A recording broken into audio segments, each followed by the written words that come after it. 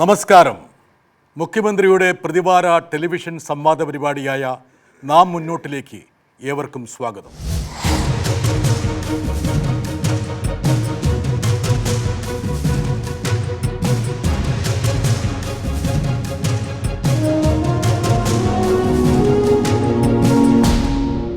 വിദ്യാർത്ഥികളെയും യുവാക്കളെയുമാണ് വലിയ തോതിൽ ഈ ലഹരി മാഫിയ ലക്ഷ്യമിടുന്നത്.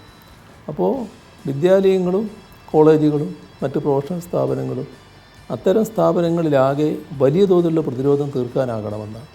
അതോടൊപ്പം നാടാകെ ചേർന്ന് നിൽക്കുകയും ശിരസ്സുയർത്തി പറയുക ലഹരിക്കടിപ്പെടില്ലൊരു നാളും നാം വരം കണക്കെ കിട്ടിയ ജീവിതം എറിഞ്ഞുടയ്ക്കുകയില്ല നാം. മുൻപ് ഇല്ലാത്ത രീതിയിലുള്ള ഒരു ഡിസ്ട്രിബ്യൂഷൻ ചാനൽ ഇന്നിപ്പോൾ ഇന്ത്യയിലാകെ അവർ സെറ്റപ്പ് ചെയ്തിട്ടുണ്ട്. അതിൻ്റെ ഭാഗമായിട്ടുള്ള പ്രശ്നങ്ങളാണ് നമ്മളിപ്പോൾ അനുഭവിക്കുന്നത്. കാരണം ഇപ്പോൾ ഓരോ മുക്കിലും മൂലയിലേക്കും ഈ ലഹരി പദാർത്ഥങ്ങൾ എത്തിക്കാനുള്ള കൊറിയേഴ്സായി ഡിസ്ട്രിബ്യൂഷൻ ചാനൽസ് വളർന്നു. ഇതുകൊണ്ട് തന്നെ എന്ത് പറ്റി, മുൻപൊക്കെ ഉണ്ടായിരുന്ന ഒരു സ്വഭാവത്തിൽ നിന്ന് ഈ ലഹരിയുടെ ഉപയോഗത്തിൻ്റെ സ്വഭാവം മാറി.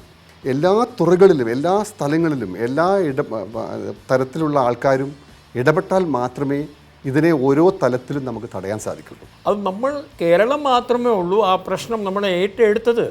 ബാക്കി അന്യ 27 സംസ്ഥാനങ്ങളിലെ ഇത് ഒരു ചർച്ച വിഷയം പോലും ഇല്ല സർ. അപ്പോൾ ഇത് ഒരു പക്ഷേ അത് നല്ല കാര്യമാണ്. ഇവിടെ ആളുകൾ ഇത് ഉപയോഗിക്കുന്നു, നമ്മൾ നടപടി എടുക്കുന്നു. അപ്പോൾ കുട്ടികൾക്ക് ഇതിനെക്കുറിച്ച് കൃത്യമായിട്ടുള്ള ഒരു അറിവ് പകർന്നു നൽകാനായിട്ട് പാഠ്യപദ്ധതിയിൽ തന്നെ അവരുടെ സിലബസിൽ തന്നെ ഇപ്പോൾ മുയലിൻ്റെയും ആമയുടെയും ഒക്കെ കഥകൾ പഠിക്കുന്നത് പോലെ തന്നെ കുട്ടികൾ ഈ ലഹരി ഉപയോഗം മൂലം ഉണ്ടാകാവുന്ന ഗുരുതരമായിട്ടുള്ള ഭവിഷ്യത്തുകളെക്കുറിച്ച് മനസ്സിലാക്കുന്നതും പഠിക്കുന്നതും വളരെ നല്ലതായിരിക്കും. സംസ്ഥാനത്ത് മാത്രമല്ല, സംസ്ഥാനത്തിന് പുറത്തുള്ളവരെ അടക്കം അവർക്ക് പിടികൂടാൻ കഴിയുന്നുണ്ട്. അത് നല്ല ഫലപ്രദമായ നീക്കങ്ങൾ തന്നെയാണ് നടക്കുന്നത്. അത് ശക്തിപ്പെടുത്തുക, ആ വഴിക്ക് നല്ല രീതിയിലുള്ള നടപടികൾ പോലീസും എക്സൈസും സ്വീകരിക്കുന്നു. അത് കൂടുതൽ ശക്തിപ്പെടുത്തുക എന്നുള്ളത് തന്നെയാണ് കാണുന്നത്.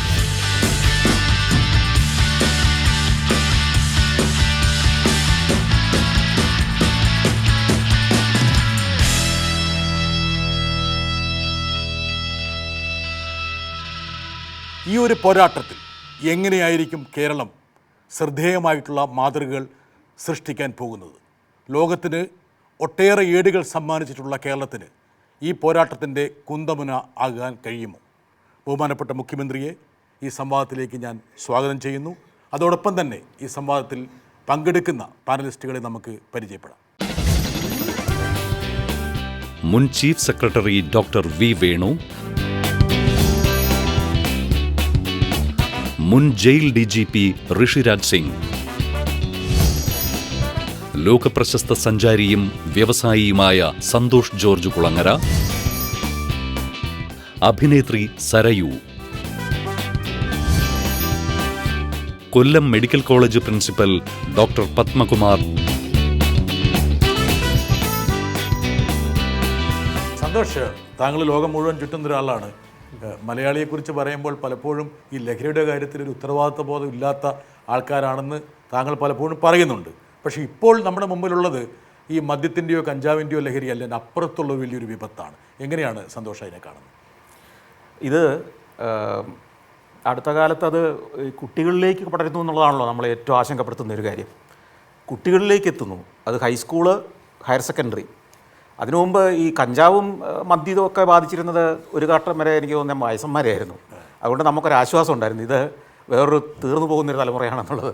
ഇനി വളരാനിരിക്കുന്ന ഈ നാടിൻ്റെ പ്രതീക്ഷയായ തലമുറയിലേക്ക് ഇത് ബാധിക്കുമ്പോഴാണല്ലോ ഏറ്റവും വലിയ പ്രശ്നം. അപ്പോൾ എനിക്ക് പലപ്പോഴും തോന്നിയിട്ടുള്ളൊരു കാര്യം, ചില രാജ്യങ്ങളിലൊക്കെ ഞാൻ കണ്ടിട്ടുണ്ട്, ഈ കുട്ടികൾ ഇപ്പോൾ സ്കൂളിലേക്ക് പോകുന്നത് പഠിക്കാനായിട്ടാണ്. പാഠ്യപദ്ധതി, പാഠപുസ്തകം, ഇതാണ് അതിൻ്റെ ഓറിയൻറ്റേഷൻ. ശരിക്കും പറഞ്ഞാൽ ഈ ഹൈസ്കൂള് +2 ലെവലിലേക്ക് എത്തുന്ന കുട്ടികളെ അവർക്കിപ്പോൾ എനിക്ക് തോന്നുന്നത് അവരുടെ എക്സൈറ്റ്മെൻറ്റ്, അവരുടെ ആവേശം, ലഹരി ഒക്കെ ഉപയോഗപ്പെടുത്തുന്ന മറ്റ് ചില പ്ലാറ്റ്ഫോമുകളോട് നമ്മൾ ഉണ്ടാക്കണം. അവരെ മറ്റ് ചില പ്രവർത്തനങ്ങളിലൂടെ ഇൻവോൾവ് ആക്കണം. അവർക്ക് ഇതിനെക്കുറിച്ച് ചിന്തിക്കാൻ പോലും സമയം കിട്ടാത്ത രീതിയിലേക്ക് അവരെ എൻഗേജ്ഡ് ആക്കണം. അവർക്ക് ഏറ്റവും ആസ്വദിക്കാൻ കഴിയുന്ന, അവർ ഏറ്റവും ഇഷ്ടപ്പെടുന്ന കുറേയേറെ ആക്ടിവിറ്റീസിലേക്ക് ഇതിനെ മാറ്റണം. അപ്പോൾ നമ്മുടെ പാഠ്യപദ്ധതിയെ ഈ പഠിക്കാനുള്ള അല്ലെങ്കിൽ പരീക്ഷയ്ക്ക് വേണ്ടി തയ്യാറെടുക്കുന്ന കാര്യങ്ങളിൽ നിന്നും മാറ്റി മറ്റ് ചില മേഖലകളിലൂടെ തിരിക്കണം. ഇപ്പോൾ ഞാനൊരിക്കലും ബാലിയിലൂടെ സഞ്ചരിക്കുമ്പോൾ ഞാൻ കണ്ടൊരു കാഴ്ചയുണ്ട്. അവിടെ ഉബൂദ് എന്ന് പറഞ്ഞൊരു ചരിത്ര നഗരമുണ്ട്. അവിടെ ഒരു രാജ ആസ്ഥാനമായിരുന്ന ഒരു ചെറിയ നഗരമാണ്. അവിടെ സഞ്ചരിക്കുമ്പോൾ അവിടെ ഉൾനാട്ടിലെ ചില ഇടവഴികളിലൂടെയൊക്കെ ഞാനിങ്ങനെ ക്യാമറയായിട്ട് നടക്കും, ചില ക്ഷേത്രങ്ങളിലേക്ക് പോകും. ഇങ്ങനെ വരുമ്പോൾ ഒരു ക്ഷേത്രത്തിലേക്കുള്ള, ഒരു പുരാതന ക്ഷേത്രമാണ്, അതിലേക്കുള്ള വഴികൾ കുറേ പെൺകുട്ടികൾ ചേർന്ന് അടിച്ച് വൃത്തിയാക്കുകയാണ്. യൂണിഫോം ഇട്ട പെൺകുട്ടികളാണ്. അപ്പോൾ ഇതെനിക്കൊരു കൗതുകമായിട്ട് തോന്നി. ഇത്തിരി കഴിഞ്ഞ് ഞാൻ വേറൊരു സ്ട്രീറ്റിലൂടെ നടക്കുമ്പോൾ ഒരു രക്ഷിതാവ് കുട്ടികളെ കൊണ്ടുവന്ന് സ്കൂട്ടറിൽ കൊണ്ടുവന്ന് സ്കൂളിന് മുമ്പിൽ ഇറക്കി വിടുകയാണ്. ഈ ഇറങ്ങി വരുന്ന കുട്ടികളുടെ കയ്യിൽ സ്കൂൾ ബാഗുണ്ട്, വേറെന്തോ ഒരു സഞ്ചിയുണ്ട്, ഒരു ചൂലുമുണ്ട്. അപ്പോൾ ഈ സ്കൂളിലേക്ക് വരുന്ന കുട്ടികളുടെ ഒരു ദിവസത്തെ പാഠ്യപദ്ധതിയുടെ ഭാഗമായിട്ട് ഒരു പീരീഡ് ജോലി ഈ സ്കൂളിൻ്റെ പരിസരവും അവിടുത്തെ പൊതുസ്ഥലവും വൃത്തിയാക്കിയിട്ടല്ല, ക്ലീൻ ചെയ്യല, ഓരോ ക്ലാസ്സുകാർക്കും വീതം വെച്ച് കൊടുത്തിരിക്കുക. അതുപോലെ തന്നെ പ്രകൃതി സംരക്ഷണം. ഇവൻ 1-ാം ക്ലാസ്സിൽ ചേരുമ്പോൾ ഒരു മരം നട്ടാൽ ഇവൻ 10-ാം ക്ലാസ്സിൽ പോകുമ്പോൾ അല്ലെങ്കിൽ 12-ാം ക്ലാസ് കഴിയുമ്പോഴേക്കും ആ മരത്തിനൊരു നിശ്ചിത വളർച്ചയുണ്ടായാൽ അവനൊരു മാർക്ക് കിട്ടുന്നൊരു സിസ്റ്റം ഉണ്ടാകുന്നു. ഇതുപോലെ നമ്മുടെ നാടിന് ഈ ലഹരി മുക്ത പ്രവർത്തനം അല്ലെങ്കിൽ ലഹരിയിൽ നിന്ന് കുട്ടികളെ മാറ്റുന്നൊരു പ്രവർത്തനത്തോടൊപ്പം ഇത് നാടിന് പ്രയോജനമുള്ളൊരു ക്യാമ്പയിനും ഒരു ക്രിയേറ്റീവായ നാടിനെ ആകെ മാറ്റിമറിക്കുന്ന ഒരു ആശയം കൂടി ആക്കി മാറ്റാൻ കഴിഞ്ഞാൽ നമുക്ക് 2 ഗുണം ഉണ്ടാവും. കേരളം ഒന്നാകെ അങ്ങ് മാറും. നമ്മുടെ പൊതുസ്ഥലങ്ങളെ സൗന്ദര്യവൽക്കരിക്കുകയും ഒരു സ്കൂളുകാർ ആ സ്കൂളിൻ്റെ തെക്കോട്ടും വടക്കോട്ടുമുള്ള അല്ലെങ്കിൽ കിഴക്കോട്ടും പടിഞ്ഞാറോട്ടുമുള്ള ഓരോ കിലോമീറ്റർ റോഡ് സൈഡിനെ കേരളത്തിലെ ഏറ്റവും ബ്യൂട്ടിഫുള്ളായ ലോക നിലവാരമുള്ള റോഡ് സൈഡാക്കി മാറ്റുന്ന ഒരു പ്രതിജ്ഞ എടുക്കുകയും അവർക്ക് ചില പീരീഡുകൾ വൈകുന്നേരങ്ങൾ ഇതിനുള്ള സമയം കൊടുക്കുകയും അതുപോലെ മറ്റ് സാമൂഹ്യ പ്രവർത്തനങ്ങൾ, മറ്റ് ചില ആക്ടിവിറ്റികൾ, സ്വിമ്മിങ് പോലുള്ള ചില പ്രവർത്തനങ്ങൾ, ഇങ്ങനെ ഈ കുട്ടികളുടെ ശ്രദ്ധയെ ഈ പഠനം അല്ലെങ്കിൽ ഈ പഠനത്തിൽ വലിയ താല്പര്യമില്ലാത്തവരുമാണ് പലപ്പോഴും ഈ മറ്റ് പണി അന്വേഷിച്ച് നോക്കുന്നത്. അവർക്ക് എൻഗേജ്ഡ് ആകാൻ കഴിയുന്ന, അല്ലെങ്കിൽ കാണാതെ പഠിക്കാനുള്ള മിടുക്കില്ലാത്തവന് അവൻ്റെ വൈദഗ്ധ്യവും സ്കില്ലും പ്രയോജനപ്പെടുത്താവുന്ന നിരവധി ഇത്തരം ആക്ടിവിറ്റീസിലൂടെ ഒരു പൗരബോധമുള്ളൊരു സമൂഹത്തെ സൃഷ്ടിക്കാനും പറ്റും. ഈ ലഹരിയിലേക്കുള്ള തിരിച്ചുപോക്ക് ഒഴിവാക്കാനും പറ്റും. അപ്പോൾ ഇങ്ങനെ ജപ്പാനിൽ പോയപ്പോൾ എന്താ കണ്ടത്? ജപ്പാനിൽ ശരിക്കും ഞാൻ ഒരു 4 ദിവസം ഉണ്ടായിരുന്നുള്ളൂ. അപ്പോൾ ഇത്തരം ഡീറ്റെയിൽസിലേക്ക് കൂടുതൽ പോകാൻ പറ്റിയില്ല. അതിൻ്റെ കാര്യം ഞാൻ പറയാം. ജപ്പാനിൽ ജോലി ചെയ്യുന്ന ഒരാൾ എൻ്റെ വൈഫിനെ കാണാൻ വേണ്ടി വന്നിരുന്നു. അവർ പഴയ ടീച്ചറായിരുന്നല്ലോ. ആ ടീച്ചറുടെ ശിഷ്യനാണ് ഇയാൾ. അപ്പോൾ അയാളുടെ കുട്ടികൾ അവിടെയാണ് പഠിക്കുന്നത്. പ്രാഥമിക ക്ലാസ്സുകളിൽ വലിയ പഠനമില്ല. എന്തൊക്കെയാണ് കുട്ടി വളർന്നു വരുമ്പോൾ ചെയ്യേണ്ടത് എന്ന കാര്യങ്ങളാണ് പോലും പഠിപ്പിക്കുന്നത്. മറ്റ് പാഠപുസ്തകം പ്രധാനമല്ല. അതിനോടൊപ്പം ഈ പറഞ്ഞ എല്ലാ കാര്യങ്ങളും ചെയ്യാൻ. അവിടെ റൂം ക്ലീൻ ചെയ്യാനൊന്നും വേറെ ആളില്ല, ഈ കുട്ടികൾ തന്നെയാണ് ക്ലീൻ ചെയ്യുന്നത്. ക്ലോസറ്റും ക്ലീൻ ചെയ്യുന്നത് ഈ കുട്ടികൾ തന്നെയാണ്. അതിൻ്റെ ഭാഗമാണല്ലോ പണ്ട് ഒരു വാർത്ത നമ്മൾ കണ്ടപ്പോൾ ആശ്ചര്യപ്പെട്ടല്ലോ. ഒരു മൈതാനിയിൽ കളി നടന്നിട്ട് അവർ ടീം മുഴുവനായിട്ട് വൃത്തിയാക്കി, ജപ്പാൻ ടീം വൃത്തിയാക്കി എന്ന് പറയുന്നു. അപ്പോൾ അങ്ങനൊരു കൾച്ചർ അവർ വളർത്തിയെടുക്കുകയാണ്. ഇത് നമ്മുടെ വിദ്യാഭ്യാസ മന്ത്രിയുമായി ഞാൻ ചർച്ച ചെയ്തിട്ടുണ്ട്. അതിൻ്റെ നമ്മുടെ നാട്ടിൽ ഒറ്റയടിക്ക് നടപ്പാക്കൽ പ്രയാസമാവും. കാരണം ആളുകളെല്ലാം ഈ കുട്ടികളെക്കാളും വലിയ പ്രശ്നം നമ്മുടെ രക്ഷിതാക്കൾക്കുള്ള മാനസിക നിലയാണല്ലോ. കുട്ടി പഠനം തുടങ്ങുന്നതിന് മുൻപ് തന്നെ കുട്ടി ആരാകണം തീരുമാനിക്കില്ലേ രക്ഷിതാക്കൾ. അതിൻ്റെതായ സമ്മർദ്ദമാണല്ലോ ചെലുത്തിക്കൊണ്ടിരിക്കുന്നത്. അപ്പോൾ നമുക്ക് എത്രത്തോളം നടപടികൾ എടുക്കാൻ പറ്റും അത് ആലോചിക്കണമെന്ന് വിദ്യാഭ്യാസ മന്ത്രിയുടെ അടുത്ത് പറഞ്ഞിട്ടുണ്ട്. അതുമായി ബന്ധപ്പെട്ടുള്ള കാര്യങ്ങൾ അവർ ആലോചിക്കുന്നുണ്ട്. സന്തോഷം. യഥാർത്ഥത്തിൽ അമേരിക്കയിലേക്ക് ഒരു വിദ്യാർത്ഥി സ്പോർട്സിന് പോകുന്നില്ലെങ്കിൽ വീട്ടുകാർക്ക് വലിയ വിഷമമാണ്. എന്നുവെച്ചാൽ ഇവൻ മറ്റേലേക്ക് വഴിമാറുക എന്നുള്ളതാണ്. സരയു, അതായത് ഇന്ന് യുവാക്കളെ ഏറ്റവും കൂടുതൽ സ്വാധീനിക്കുന്നത് കലാരൂപം എന്ന് പറയുന്നത് സിനിമയാണ്. പക്ഷേ ഇന്ന് സിനിമയെക്കുറിച്ച് എല്ലാവർക്കും ഒരുപാട് ആക്ഷേപങ്ങളുണ്ട്. എന്താ കാരണം വെച്ചാൽ വയലൻസ്, ഇങ്ങനെയുള്ള കാര്യങ്ങൾ സെലിബ്രേറ്റ് ചെയ്യുന്ന, ഘോഷിക്കുന്ന ഒരുപാട് രംഗങ്ങൾ സിനിമയിലേക്ക് വരുന്നു. ഒരു ആവിഷ്കാര സ്വാതന്ത്ര്യമുണ്ട്, ക്രിയേറ്റിവിറ്റി ഉണ്ട്. പക്ഷേ എങ്കിൽ പോലും ഒരു പക്ഷേ നമ്മുടെ സംസ്ഥാനം അല്ലെങ്കിൽ നമ്മുടെ ലോകം അഭിമുഖീകരിക്കുന്ന ഒരു പ്രതിസന്ധിയെക്കുറിച്ച് നമ്മുടെ സിനിമാ നിർമ്മാതാക്കൾക്കും അല്ലെങ്കിൽ അവരുടെ സൃഷ്ടികൾക്കും ഒരു ബോധം വേണ്ടതുണ്ടോ, അതെയോ ഇത് സൃഷ്ടിയുടെ ഒരു സർഗാത്മകതയായിട്ട് വിട്ടുകൊടുക്കണോ? എന്താ സരയുവിൻ്റെ അഭിപ്രായം? സിനിമ സർ ഒരു പരിധിക്കപ്പുറം സമൂഹത്തെ സ്വാധീനിക്കുന്നുള്ള അഭിപ്രായത്തോട് എനിക്ക് യോജിക്കാൻ സാധിക്കില്ല. കാരണം സിനിമ എന്ന് പറഞ്ഞാൽ സമൂഹത്തിൻ്റെ ഭാഗമായിട്ട് തന്നെ ചലിക്കുന്ന ഒന്നാണ്. സിനിമയിൽ നമ്മൾ കാണിക്കാൻ ശ്രമിക്കുന്നത് സമൂഹത്തിൻ്റെ റിഫ്ലക്ഷൻസ് തന്നെയാണ് പലപ്പോഴും കഥാപാത്രങ്ങളും കഥയായിട്ടും ഒക്കെ വരുന്നത്. അപ്പോൾ ഇനി അങ്ങനെ സ്വാധീനിക്കുന്നുവെങ്കിൽ, നമ്മളെ കുട്ടികളെ സ്വാധീനിക്കുന്നെങ്കിൽ സിനിമയെ കലാരൂപമായിട്ടും സിനിമാ താരങ്ങളെ അഭിനേതാക്കളായി മാത്രം കാണാനുള്ളൊരു വിവേകവും ഒരു ബോധവും കുട്ടികളിൽ ഉണ്ടാവണം എന്നാണ് ഞാൻ ആഗ്രഹിക്കുന്നത്. സിനിമയേക്കാൾ ഞാൻ പേടിക്കുന്നത് അവരുടെ കൈകളിലുള്ള മൊബൈൽ ഫോൺസിനെയാണ് പലപ്പോഴും. അതാണ് കൂടുതൽ അപകടകാരി എന്ന് ഞാൻ പലപ്പോഴും പേടിക്കാറുണ്ട്. കാരണം ഇപ്പോൾ പഠനമായാൽ പോലും അതിനും അവർ ആശ്രയിക്കുന്നത് മൊബൈൽ ഫോൺസിനെയാണ്. ഈവൻ അസൈൻമെൻറ്റ്സ് പോലും ChatGPT ചെയ്തു കൊടുക്കുന്നൊരു കാലത്ത് അതിൻ്റെ ഒരു ഐറണി ആയിട്ട് എനിക്ക് തോന്നിയിട്ടുള്ളത്, പലപ്പോഴും നമ്മൾ കുട്ടികൾ ഇൻട്രോവേർട്ടായി മാറുന്നൊരു സാഹചര്യം കൂടിയുണ്ട്. അപ്പം ആത്മവിശ്വാസം കൈമുതലാകാൻ വേണ്ടി പഴയ പോലെ സൗഹൃദങ്ങളെ ആശ്രയിക്കാതെ ഇത്തരം വഴികളിലൂടെ ഒരുപക്ഷെ ഒരു ആത്മവിശ്വാസമോ ഒരു കോൺഫിഡൻസോ ഒക്കെ നേടിയെടുക്കാൻ സാധിക്കുമോ എന്നുള്ള ശ്രമമാണ് പലപ്പോഴും ഇങ്ങനെയും കുട്ടികളെ വഴിതിരിച്ചെത്തിക്കുന്നതെന്ന് ഞാൻ കരുതുന്നുണ്ട്. അപ്പോൾ ഈ പറഞ്ഞ പോലെ ആകത്തുകയിൽ പറയുകയാണെങ്കിൽ കൂട്ടുകൂടാനും കൂടുതൽ സാമൂഹ്യമായിട്ട് ഇടപെടാനും വിനോദ ഉപാധികളാണെങ്കിലും അല്ലെങ്കിൽ സ്കൂളുകളിൽ തന്നെയാണെങ്കിലും ഒത്തുചേർന്നും പങ്കെടുക്കാനുള്ള അവസരങ്ങൾ പഠനത്തെക്കാൾ കൂടുതൽ ഉണ്ടാക്കിയെടുക്കാനുള്ള സാഹചര്യം നമുക്കുണ്ടാകണമെന്നാണ് ഞാൻ ആഗ്രഹിക്കുന്നത്. ഡോക്ടർ വേണു, ഒരു പക്ഷേ സരയു പറഞ്ഞ വളരെ പ്രസക്തമായൊരു കാര്യം, അതായത് നമ്മുടെ കുഞ്ഞുങ്ങൾക്ക് ഇപ്പോൾ കൂട്ടുകാരില്ല. ഈ ഒരു ഉപകരണത്തിൽ ഇങ്ങനെ പറ്റിപ്പിടിച്ച് നിൽക്കുകയാണ്. അവരെങ്ങോട്ടാണ് പോകുന്നതെന്ന് ആർക്കും അറിയില്ല. ഈ ടച്ചിലേക്ക് പോയിട്ട് അവർ എവിടെ ഏതൊക്കെ ലോകത്തിൻ്റെ ഏത് മേഖലയിലേക്കാണ് അവർ പോകുന്നത്. ഒരു പക്ഷേ അതിന് പോസിറ്റീവായിട്ട് ഒരുപാട് സൈഡ് ഉണ്ടെന്ന് വേണേൽ പറയാം. ഈ ഡിജിറ്റൽ വേൾഡിലേക്ക് നമ്മൾ പ്രവേശിക്കണം. പക്ഷേ സൗഹൃദങ്ങളില്ലാത്ത ഒരു ബാല്യമെന്ന് പറയുന്നത് ഒരു പക്ഷേ ഏറ്റവും വലിയ ദുരന്തമാണ്. എന്താ വേണു? 100% ശരിയാണെന്ന് വിശ്വസിക്കുന്ന ഒരാളാണ് ഞാൻ.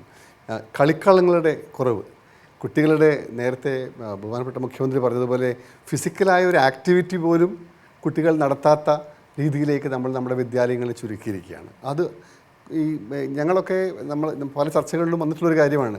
ഈ ഒരുമിച്ച് കളിക്കുക എന്ന് പറയുന്നതും വിജയിക്കുകയും പരാജയപ്പെടുകയും ചെയ്യുക ഏറ്റവും പ്രധാനമല്ലേ സാർ? അതെ. അപ്പോൾ ആ പരാജയപ്പെട്ട് അതിനെ എങ്ങനെ നമ്മൾ കോപ്പപ്പ് ചെയ്യുന്നു, അത് നമ്മുടെ ജീവിതത്തിൽ തന്നെ നമ്മളെ പഠിപ്പിക്കുന്ന കുറേ പാഠങ്ങളുണ്ട്. നമ്മളെങ്ങനെ മറ്റൊരാളെ ഡിപ്പെൻഡ് ചെയ്യാം, നമ്മളെ ആശ്രയിക്കുന്നത് എങ്ങനെ, നമ്മളൊരാളെ സഹായിക്കുന്നത് എങ്ങനെ, ഇതുപോലെയുള്ള വലിയ മാനസികമായിട്ടുള്ള നമ്മുടെ വളർച്ചയ്ക്ക് വേണ്ട വലിയ പാഠങ്ങൾ നൽകുന്നത് കളിക്കളങ്ങളിലും ഇതുപോലെയുള്ള ഗ്രൂപ്പ് ആക്ടിവിറ്റീസിലൊക്കെയാണ്. അതിൻ്റെ ഒരു കുറവ് വലിയ തോതിൽ നമ്മുടെ, പ്രത്യേകിച്ച് ഞാൻ കാണുന്ന മറ്റൊരു കാര്യം, നമ്മുടെ സർക്കാർ സ്കൂളുകളിൽ ഒരു പക്ഷേ ഇതിനുള്ള ചില ഇടങ്ങളെങ്കിലുമുണ്ട്. പല സ്വകാര്യ മാനേജ്മെൻറ്റ് സ്കൂളുകളിലും ഇതിനെ പാടേ അവഗണിക്കുകയാണ് ചെയ്യുന്നത്. നേരത്തെ പറഞ്ഞതുപോലെ പഠനം മാത്രം കോൺസെൻട്രേറ്റ് ചെയ്യണമെന്ന് വിദ്യാർത്ഥികളുടെ മാതാപിതാക്കളുടെ സമ്മർദ്ദവും ആ വിദ്യാലയങ്ങളുടെ സമ്മർദ്ദവും കൂടി ആകുമ്പോഴേക്കും പല കുട്ടികളും ഈ നമ്മൾ ആ ഒരു സ്പീഡിൽ മുന്നോട്ട് പോകാൻ പഠിക്കാൻ പറ്റാത്ത കുട്ടികളുടെ മാനസിക നിലയാണ് ഒരുപക്ഷെ ഇതുപോലെയുള്ള ടെൻഡൻസീസിലേക്ക് വഴുതി വീഴാൻ അവരെ കുട്ടികൾ നമ്മോടൊപ്പം ചേരുന്നുണ്ട്. നോക്കാം എന്താ അവർക്ക് പറയുന്നത്. നമസ്കാരം സാർ, എൻ്റെ പേര് ആസിഫ്.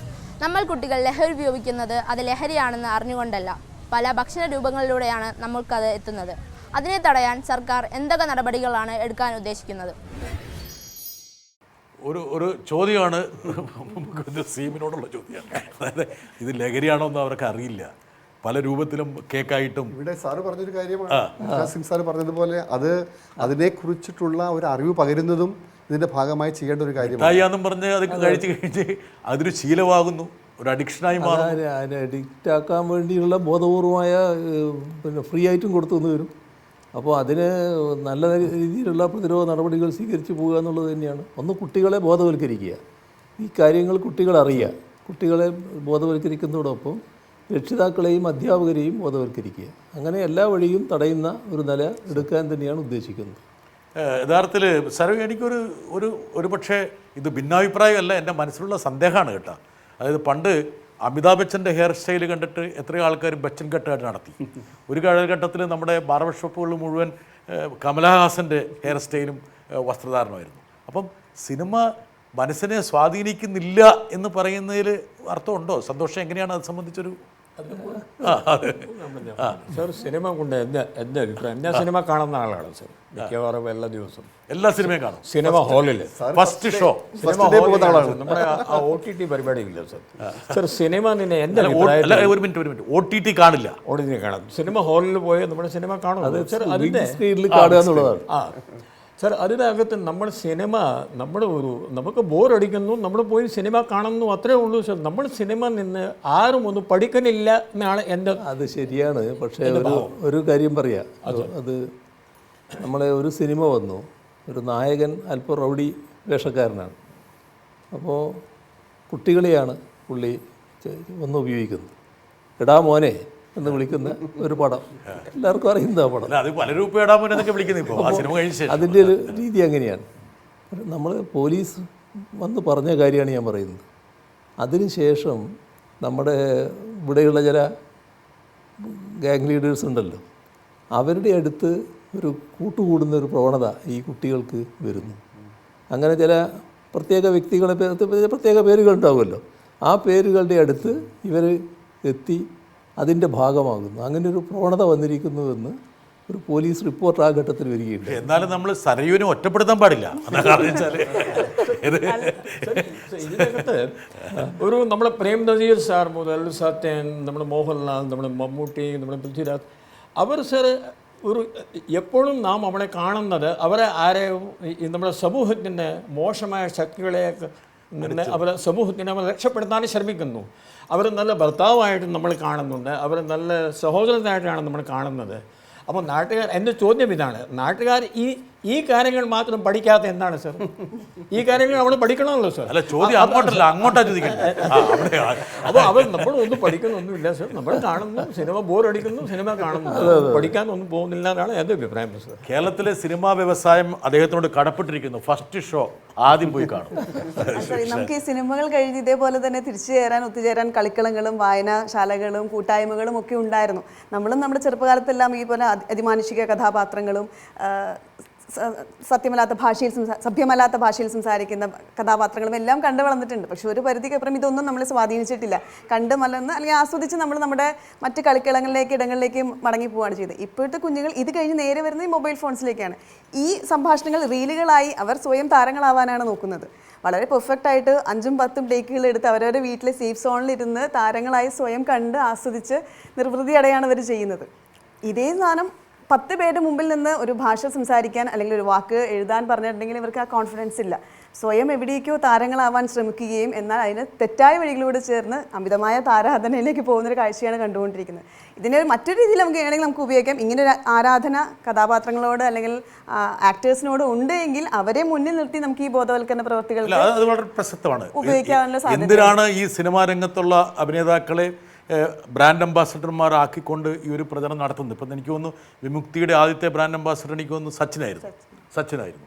അതൊരു വളരെ മീനിങ് ഫുൾ ആയിട്ടുള്ള ഒരു മെസ്സേജ് കൊടുക്കുന്നുണ്ട്. പക്ഷേ ഡോക്ടർ പത്മകുമാർ, അതായത് നമ്മുടെ വീട്ടിലെ മാതാപിതാക്കളുടെ ഒരു ഉത്തരവാദിത്വം, ഒരുപക്ഷെ ആ ഒരു ഉത്തരവാദിത്വം നമ്മൾ അടിവരേണ്ട സമയം കഴിഞ്ഞിരിക്കുന്നു.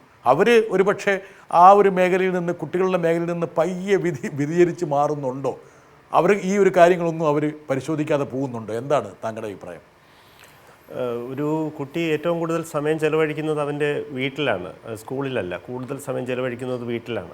അപ്പോൾ മാതാപിതാക്കൾക്ക് വലിയൊരു പങ്കുണ്ട് ഇതിനകത്ത്. ആ ഒരു ഫാമിലി ഹെൽത്ത് എന്ന് പറയുന്നത് ആരോഗ്യകരമായിട്ടുള്ളൊരു കുടുംബാന്തരീക്ഷം ഉണ്ടെങ്കിൽ ആ കുട്ടികൾ എന്ത് പ്രശ്നമുണ്ടെങ്കിലും അത് മാതാപിതാക്കളുമായിട്ട് ചർച്ച ചെയ്യുകയും അപരിചിതരുമായിട്ടുള്ള സൗഹാർദ്ദങ്ങളും സുഹൃത്ത് ബന്ധങ്ങളും ഒക്കെ ഒഴിവാക്കുകയും ചെയ്യും.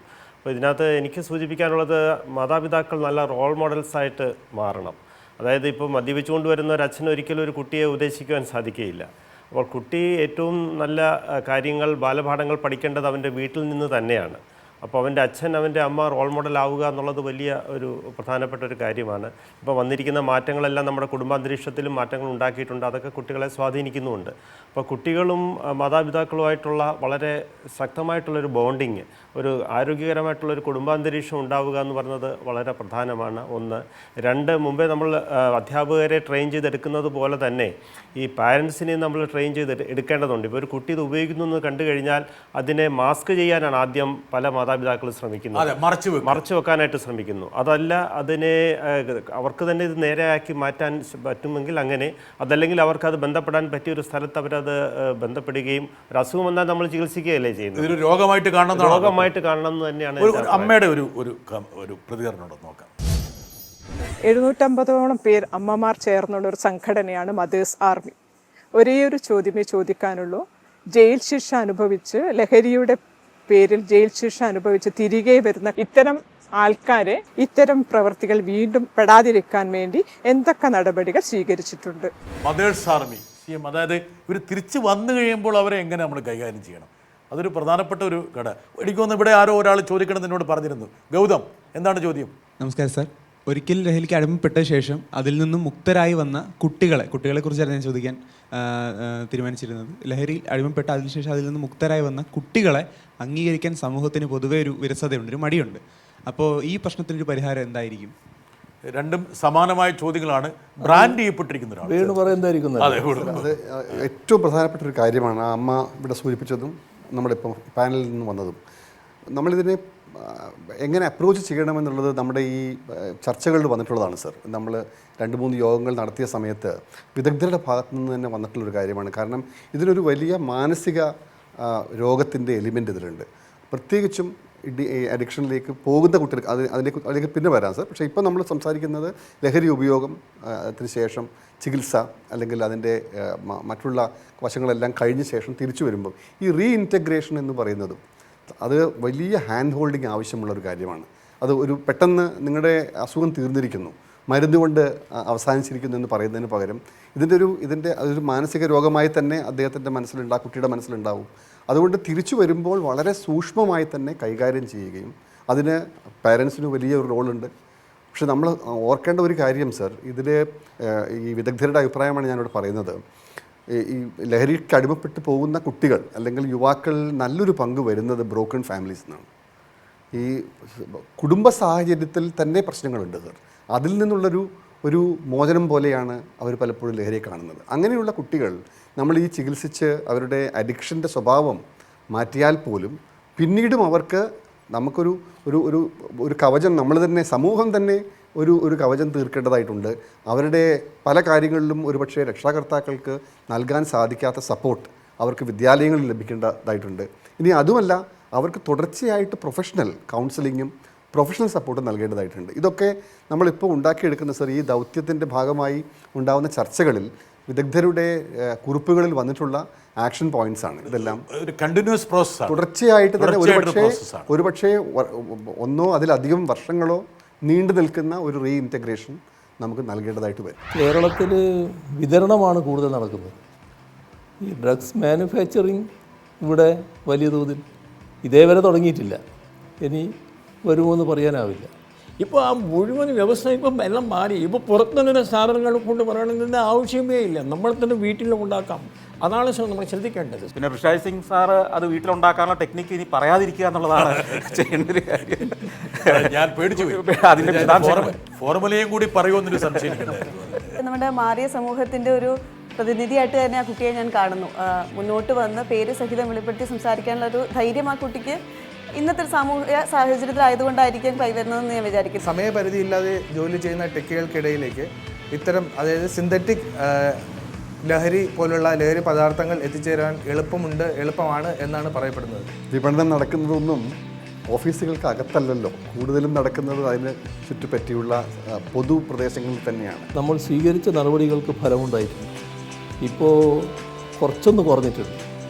ആ കുറവ് കൂടുതൽ ആക്കാൻ നമുക്ക് സാധിക്കുമെന്നാണ് അത് നൽകുന്ന പ്രതീക്ഷ.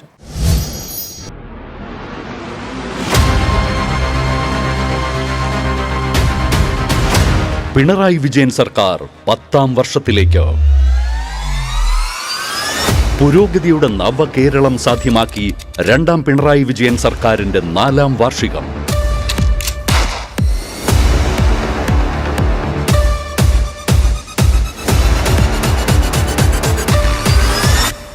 ഏപ്രിൽ 21 മുതൽ മെയ് 23 വരെ എന്റെ കേരളം. എല്ലാ ജില്ലകളിലും മുഖ്യമന്ത്രി വിളിച്ചു ചേർക്കുന്ന യോഗങ്ങൾ, വിവിധ വകുപ്പുകൾ ജനങ്ങൾക്ക് നൽകുന്ന സേവനങ്ങൾ, അറിയേണ്ടതും ഉപകാരപ്രദവുമായ പദ്ധതികൾ എന്നിവയുൾപ്പെട്ട ഒരാഴ്ച വീതം നീണ്ടു നിൽക്കുന്ന ജില്ലാതല പ്രദർശന വിപണന ഭക്ഷ്യ കായിക മേളകൾ, 6 സംസ്ഥാനതല യോഗങ്ങൾ, വികസന പദ്ധതികൾ സംബന്ധിച്ച മേഖലാ അവലോകന യോഗങ്ങൾ, കലാപരിപാടികൾ, ഷോർട്ട് വീഡിയോ മത്സരം. ഒത്തുചേരാം നാടിന്റെ ആഘോഷത്തിനായി.